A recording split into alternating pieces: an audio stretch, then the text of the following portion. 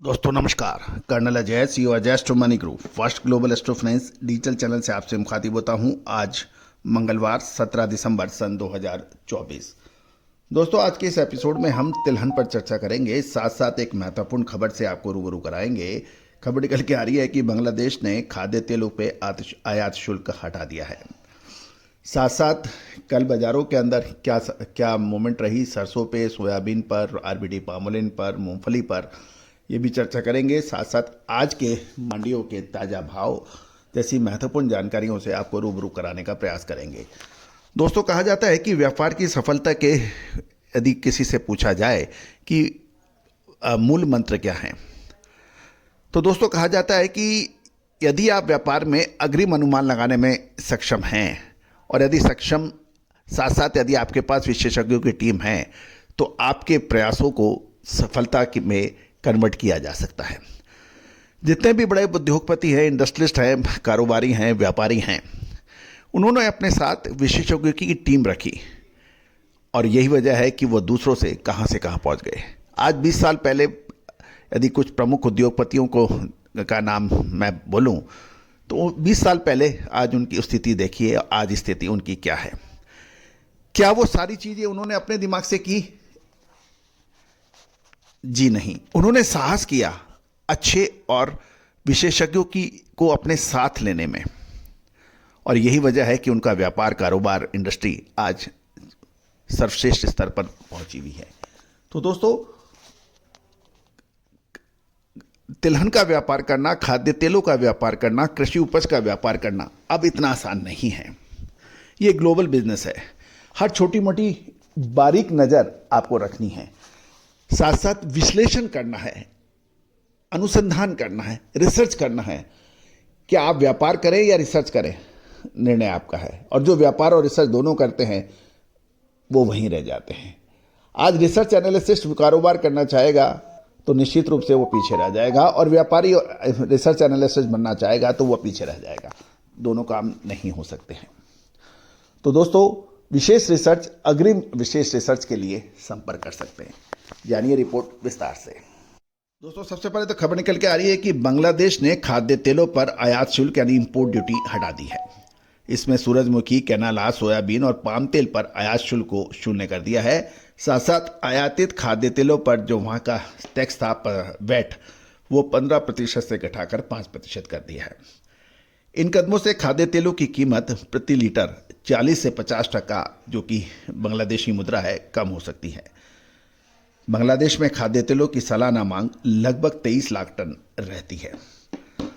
दोस्तों ये एक महत्वपूर्ण खबर है भारत के पड़ोसी मुल्क का, क्योंकि वहाँ पर महंगाई चरम सीमा पे चल रही है।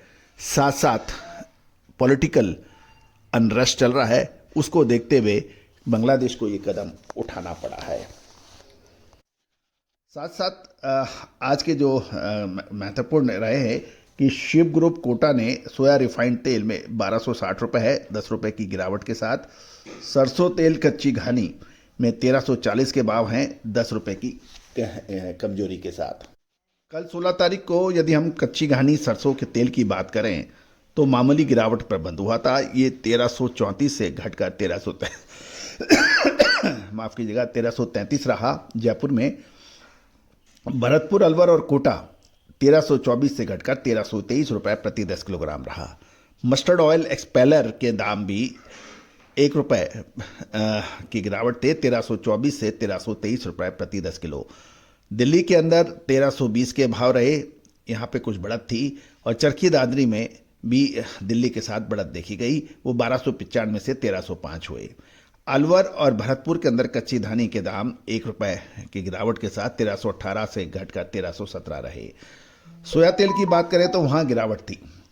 दुलिया के अंदर 1280 के भाव 10 किलो से घटकर 1275, लातूर 1250 रहे, अकोला में 1260, कोई परिवर्तन नहीं, और नांदेड़ और सोलापुर में भी कोई परिवर्तन नहीं।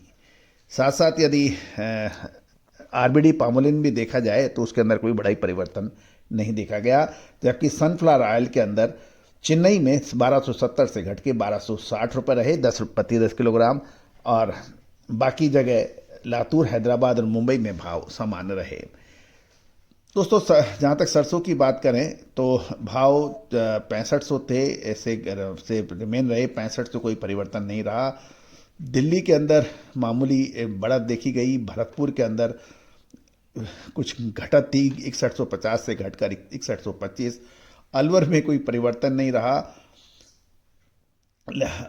तो ये तो सरसों के ऊपर चर्चा थी। और अब mustard oil arrival, mustard seed की बात करें तो 1,25,000 बोरी से बढ़कर 1,75,000 बोरी हो गई और सोयाबीन की आवक 4,25,000 बोरी के समाचार मिल रहे हैं। साथ साथ नए अमेरिकन प्रेसिडेंट डोनाल्ड ट्रंप की टीम ने जो सोया और बायोडीजल के ऊपर जो अपनी पॉलिसीज डिक्लेयर की हैं, उसको देखते हुए सीबॉट में सो ऑयल में 2% की गिरावट आज दर्ज हो गई है। शिकागो बोर्ड ऑफ ट्रेड यानी जिसे सोबॉट कहते हैं, सोया ऑयल फ्यूचर में बहुत तेजी से गिरावट हुई और मंडे का dropping 2% to settle near session low amid concern over proposed policy change by Donald Trump.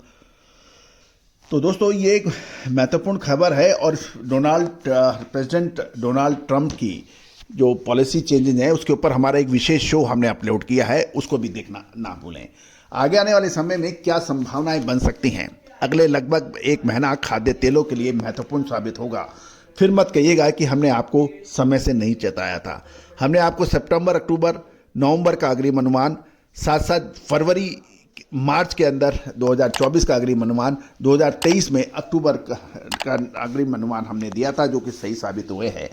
दोस्तों, खाद्य तेलों के व्यापारी विश्लेषक संपर्क कर सकते हैं विशेष रिसर्च रिपोर्ट के लिए।